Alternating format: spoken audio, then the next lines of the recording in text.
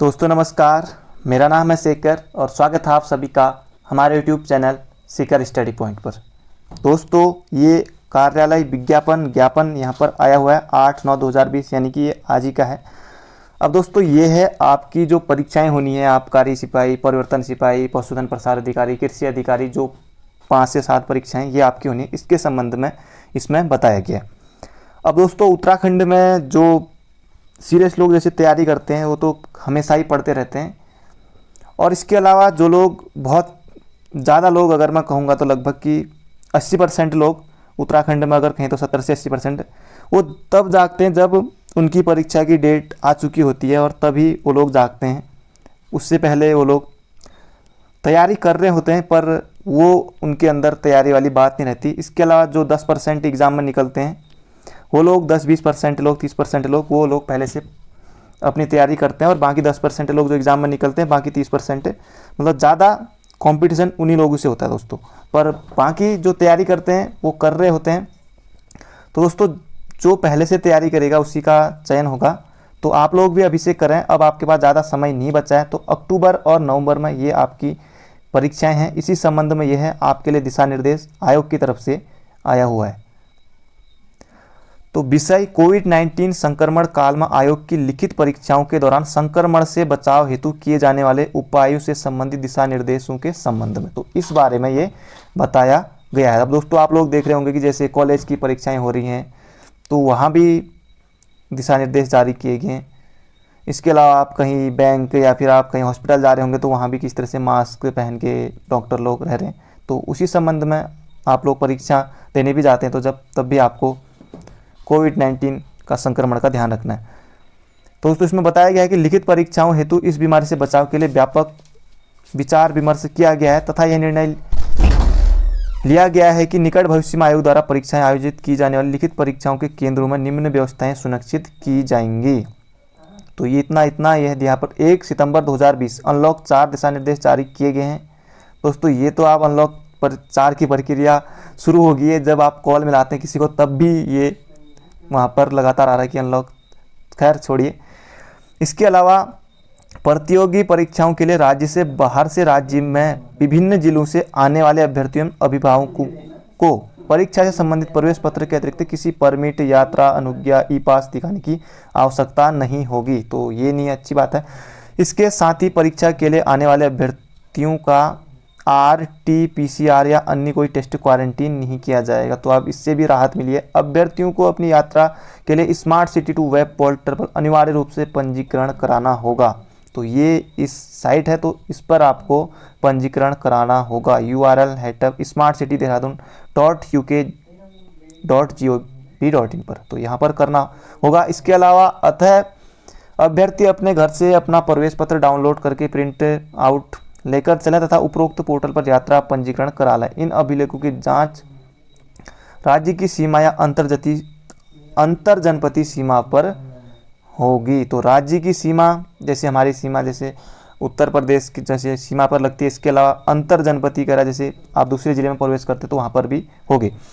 सभी अभ्यर्थियों को ये सुझाव दिया जाता है कि अपनी यात्रा के लिए वाहन, सार्वजनिक निजी परिवहन की जानकारी व्यवस्था भी समय से कर लें। तो इसकी जिम्मेदारी दोस्तों आपकी होगी, तो ये आपको कर लेनी है। इसके अलावा आयोग द्वारा प्रवेश पत्र में परीक्षा केंद्र पर भीड़ एकत्रित होने से बचाव के लिए प्रवेश के समय अवधि यानी कि समय अवधि टाइम स्लॉट अंकित की जा सकती है। अतः पूरा प्रयास करें कि टाइम स्लॉट में ही परीक्षा केंद्र में प्रवेश करें, जिससे प्रवेश के लिए परीक्षा केंद्र में अनावश्यक भीड़ न हो।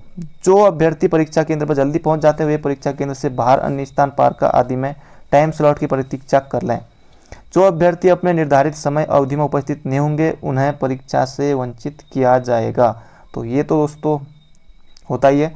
इसके अलावा अभ्यर्थी अपने साथ मास्क अनिवार्य रूप से लाएंगे। ये आप कहीं भी अगर मार्केट में घूमते तो तब भी आपको पहनना है, अन्यथा परीक्षा केंद्र में प्रवेश की अनुमति नहीं दी जाएगी। इसके अतिरिक्त वे व्यक्तिगत सुरक्षा की दृष्टि से उचित समझते हैं तो हाथों में ग्लव्स पहनकर आ सकते हैं।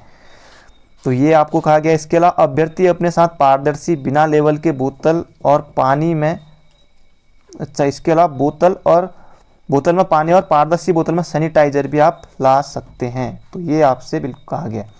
इसके अलावा शारीरिक दूरी, सामाजिक दूरी का पालन अनिवार्य रूप से किया जाएगा। प्रवेश के दौरान सुरक्षा जांच परिसर में तथा अन्य परीक्षा कक्ष में शारीरिक दूरी के नियम लगभग 6 फीट की दूरी का पालन करके प्रत्येक अभ्यर्थी के लिए अनिवार्य होगा। इसी के अनुरूप उनके बैठने की व्यवस्था होगी। तो दोस्तों जैसे कॉलेजों में आजकल हो रहा है कि जैसे एक यहाँ पर सीट है, उसके बाद किसी दूसरे का होता था, तो यहाँ पर तीसरे का, तो पहले में बैठेंगे और तीसरे बैठेंगे, तो दूसरा खाली रह रहा है। तो जैसा आजकल अभी परीक्षाएं हो रही हैं, तो इसके अलावा प्रत्येक अभ्यर्थी की परीक्षा केंद्र के समय थर्मल स्कैनिंग की जाएगी। अधिक तापमान पाए जाने पर या कोई लक्षण पाए जाने ऐसे अभ्यर्थियों की परीक्षा हेतु अलग कक्ष की व्यवस्था की जाएगी। तो ये दिशा निर्देश दिए गए हैं। इसके अलावा प्रवेश द्वार पर परीक्षा पत्र की जांच के साथ पर्याप्त दूरी से अभ्यर्थियों की सुरक्षा जांच की जाएगी। मोबाइल फोन तथा अन्य प्रतिबंधित सामग्री का प्रवेश परीक्षा केंद्र में प्रतिबंधित रहेगा। अभ्यर्थी इन्हें परीक्षा केंद्र से बाहर ही रखने, छोड़ने तथा ये व्यवस्था आपको खुद ही करनी होगी। इसके अलावा परीक्षा केंद्र, परीक्षा कक्ष में हैंड सैनिटाइजर की पर्याप्त व्यवस्था आयोग की ओर से की जाएगी। तो इसके लिए आपको बिल्कुल घबराने की जरूरत नहीं है। परीक्षा केंद्र को सैनिटाइज करने के लिए भी समुचित सैनिटाइजर आयोग की तरफ से उपलब्ध कराया जाएगा। तो ये भी अच्छी बात है दोस्तों। इसके अलावा सुरक्षा जांच से संबंधित सभी कार्मिकों को आयोग के व्यय पर पीपीई किट उपलब्ध कराई जाएगी। इसके साथ ही परीक्षा केंद्रों में कार्य में लगे सभी अधिकारियों, कर्मचारियों के लिए भी मास्क और ग्लव्स की व्यवस्था आयोग द्वारा सुनिश्चित की जाएगी। परीक्षा आरंभ होने के पहले और परीक्षा समाप्ति के उपरांत परीक्षा केंद्र को सैनिटाइज किया जाएगा और इस प्रक्रिया में परीक्षा में उपयोग होने वाले कक्षों में उपयोग लाए जा रहे फर्नीचर, आने जाने के रास्ते, बरामदा, टॉयलेट सैनिटाइज किया जाएगा। ये सब यहाँ पर बताया गया है। दोस्तों जो आपकी परीक्षाएं होंगी 6 से 7, ये आपकी हर वीक होंगी या फिर कोई परीक्षा एक ही दिन में 2 हो सकती है। जैसा कि लगातार एक फॉरेस्ट गार्ड का होता, उसके बाद कोई दूसरा एग्ज़ाम होता, तो वो पुलिस विभाग का था, जैसे इस हफ्ते उसका करा लिया, उस हफ्ते उसका एग्ज़ाम करा लिया। तो ये भी दोस्तों इस हफ्ते एक संडे उसका, एक दूसरे संडे उसका, तो इस तरह से ये एग्ज़ाम आपके होंगे। अगर आपने किसी में 2-3 जगह फॉर्म भरा है तो आप लोग तैयारी करते रहें, या किसी ने एक भी परीक्षा है तो तब भी आप अपनी तैयारी करते रहें। आबकारी परिवर्तन सिपाही खास तौर से बहुत से लोगों ने भरा होगा, और बाकी उनमें तो जो कृषि अधिकारी हैं, पशुधन, वहाँ तो बहुत से लोगों की डिग्री नहीं होती है, तो यहाँ बहुत कम है। तो इसके अलावा बायोमेट्रिक होगी दोस्तों, ये तो पहले से होती परीक्षा परिसर में। पान, गुटखा, च्युइंगम ये सब आपको नहीं करना है। इसके अलावा परीक्षा समाप्ति पर केंद्र अधीक्षक ये सुनिश्चित करेंगे कि अभ्यर्थियों को कक्षावार छोड़ा जाए, तो ये भी सही है। इसके अलावा यहाँ पर दिया गया है कि यदि परीक्षार्थियों के साथ उनके माता पिता, अभिभावक या आपके भाई गेट पर भीड़ एकत्रित ना हो, बल्कि अलग अलग स्थानों पर रहें। परीक्षा केंद्र से दूरियां पार कर किसी अन्य स्थान पर प्रतीक्षा करें, तो ये भी आपसे कहा गया है। इसके अलावा कोविड-19 के कारण आयोग द्वारा पहले उन परीक्षाओं को लिया जा रहा है जिनमें अभ्यर्थियों की संख्या कम है। धीरे धीरे परीक्षा केंद्रों तथा अभ्यर्थियों के लिए सुविधाओं की उपलब्धता के उपरांत अधिक संख्या वाली लिखित परीक्षाओं का आयोजन किया जाएगा। अब दोस्तों दिसंबर या फिर जनवरी जो 746 कनिष्ठ सहायक का फॉर्म है, बहुत से लोगों ने भरा है, बहुत से लोगों ने क्या 1,20,000 लोगों ने फॉर्म भरा है, तो वो परीक्षाएं दोस्तों आप दिसंबर जनवरी आप मान सकते हैं। तब तक बाकी 1 साल हो जाता है, तब तक फरवरी में फॉरेस्ट गार्ड का दिया था, बाकी फिर 1 साल 21 में हम प्रवेश कर जाते हैं, बाकी ज़्यादा कोई एग्ज़ाम दिए नहीं। इसके अलावा दोस्तों वर्तमान में कोविड-19 संक्रमण से बचाव शीर्ष प्राथमिकता है, किंतु परीक्षाओं का आयोजन भी आयोग के लिए अत्यंत महत्वपूर्ण है। अब दोस्तों ज़्यादा देर नहीं कर सकते, वैसे ही साल पे साल निकले जा रहे हैं, तो ये भी आयोग की तरफ से कहा गया है।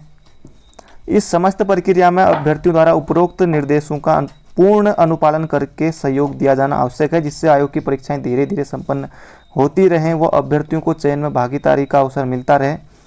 अतः सभी पक्षों से यह अपेक्षा की जाती है कि संक्रमण से बचाव के लिए इन निर्देशों का अनुपालन सुनिश्चित करेंगे।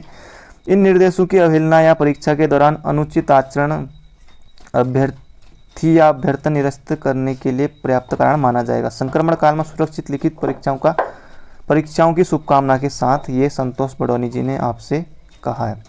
अब दोस्तों जैसे कि कॉलेज की परीक्षाएं हो रही थी, तो कोई जो छात्र था वो कोरोना पॉजिटिव निकल गया था, तो फिर आया था कि हड़कंप मच गया।